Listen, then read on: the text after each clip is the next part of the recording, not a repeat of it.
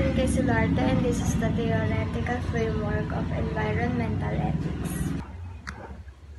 Environmental ethics emerged as an academic field during the 1970s and grew rapidly. Today, courses in environmental ethics are taught in universities across the world. Textbooks, journals, and monograms in the field have proliferated. As the field has grown, it has diversified, now supporting a wide range of contrasting views concerning what should be understood as the fundamental problems of environmental ethics, how to approach and prioritize such problems, and more. In conflicting approaches of moral status, we have the key terminology. The first key term here is moral status. Moral status is usually used to refer to something or being that we should take directly into account in our decision-making. We may not treat it just in any way we please, by Warren of 2000. Even if something or being with moral status is useful to us, it is not just useful, it is also something for which we should be directly concerned. And these are some further distinctions that are useful. First is to say that something has moral status or considerability is not necessarily to say that it has rights. Rights possession is usually construed much more narrowly. Most environmental ethicists, if they accept rights arguments at all, confine rights to a small group of beings, either just human beings or more broadly humans and mammals. Second, to say that something or being has moral status says nothing about comparative value. Moral status or moral considerability should be understood as threshold terms. If we say a being has a moral status, all we're saying is that counts or something. The term moral significance is usually reserved for comparative judgments of value. Third is moral status.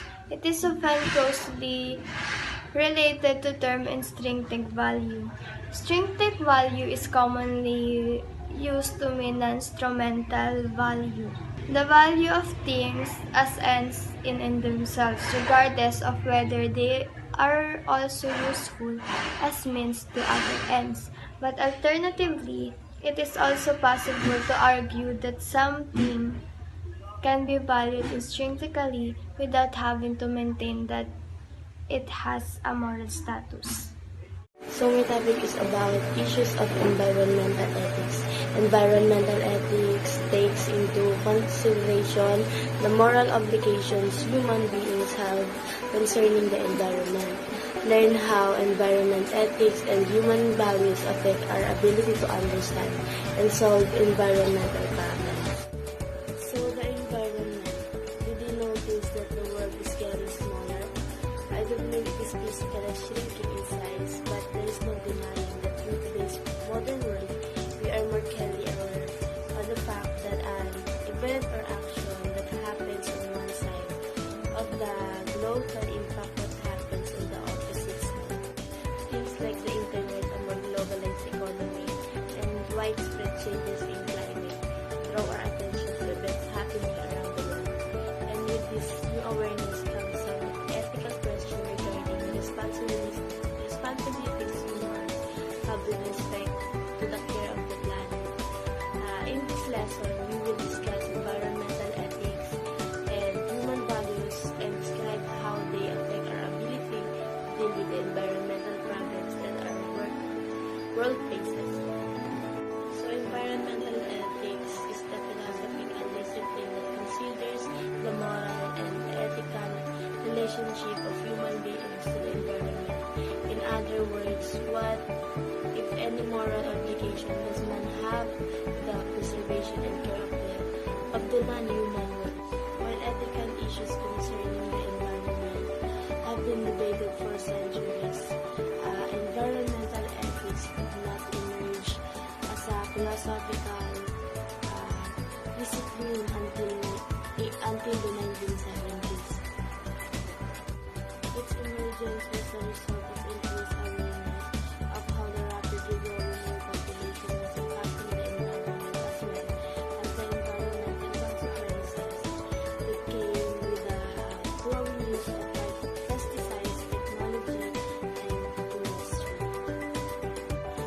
are some environmental issues. First is pollution. We all know pollution is the air, water, and soil caused by toxins such as plastic, heavy materials, and nitrates caused by factors such as toxins and gases released by factories, combustion of fossil fuels, acid rain, oil spill, and industrial waste. The second issue of environment is global warming. So global warming is the emission of greenhouse gases due to human activity cause global warming, which in turn causes a decreased temperature that then leads to rising sea levels, melting of polar ice caps, flash floods, and desertification.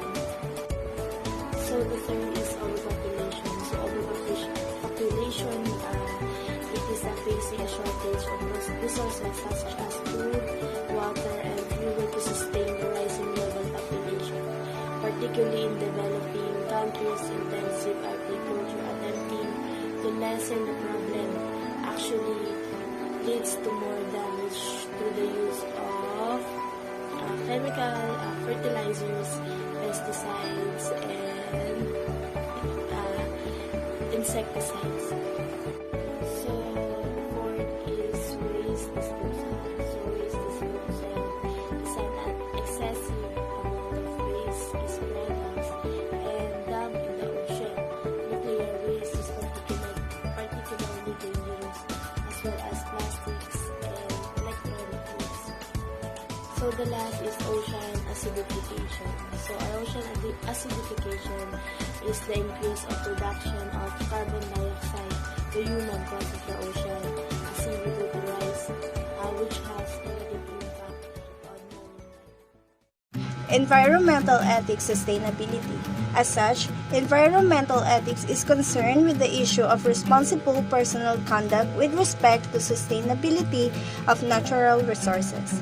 The ethical issue at present is the recovery of nature or regenerating the nature as an environment rather than as a mere object.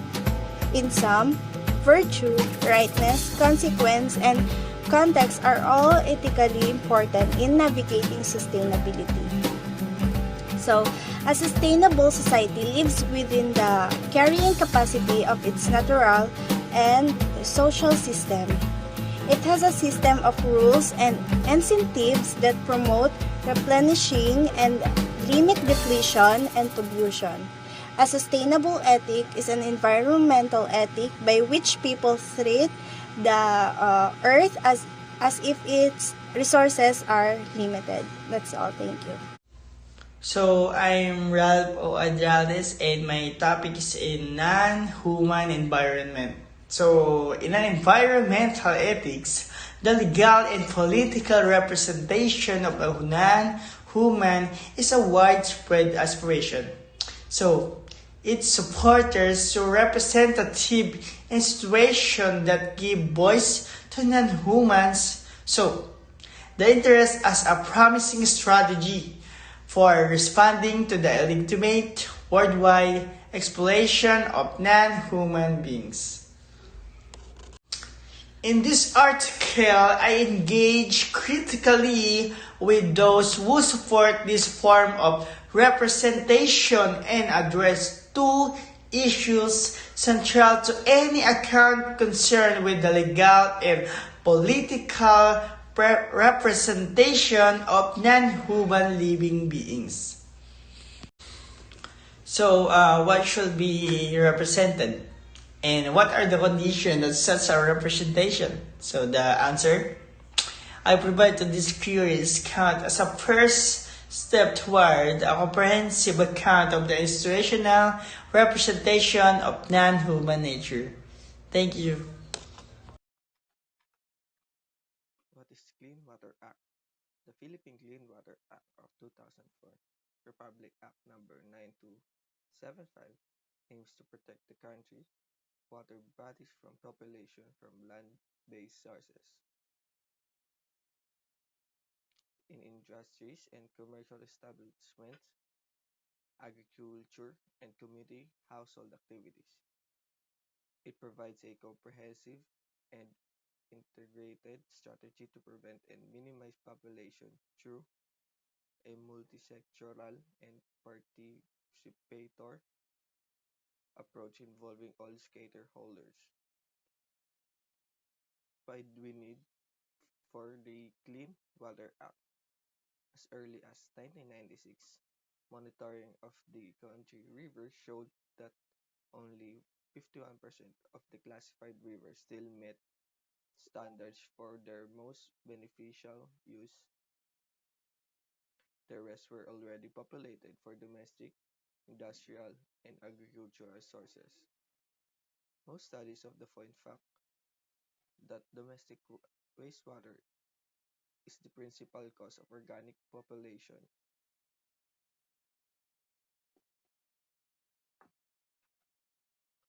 Most studies point of the fact that domestic wastewater is the principal cause of organic pollution at 48% of water bodies. Yet, only 3% of investment in water supply and sanitation were going to sanitation and sewage treatment. Good afternoon, everyone. I'm Matthew Arcerio. My topic is all about water management. What is water management? Water management is the control and movement of water resources to minimize damage to life and property and to maximize efficient beneficial use. Sometimes water management involves changing practices such as groundwater, withdrawal rates, or allocation of water to different purposes. Water management helps in developing efficient irrigation practices for the betterment of agriculture in the country. Proper utilization of water in our homes too can save these precious resources. Water management teach us to use limited water whenever required. Good afternoon, everyone. I'm Matthew Arcerio. My topic is all about ecotourism. What is ecotourism? According to the International Ecotourism Society, ecotourism can be defined as responsible travel to natural areas that conserve the environment, sustains the well-being of the local people, and involves interpretation and education. Ecotourism focuses on adulterated, pristine, natural environments. It minimizes the impact of tourism on the environment. It boosts employment and financial opportunities for local people. It encourages conservation by providing financial benefits in its favor. Thank you.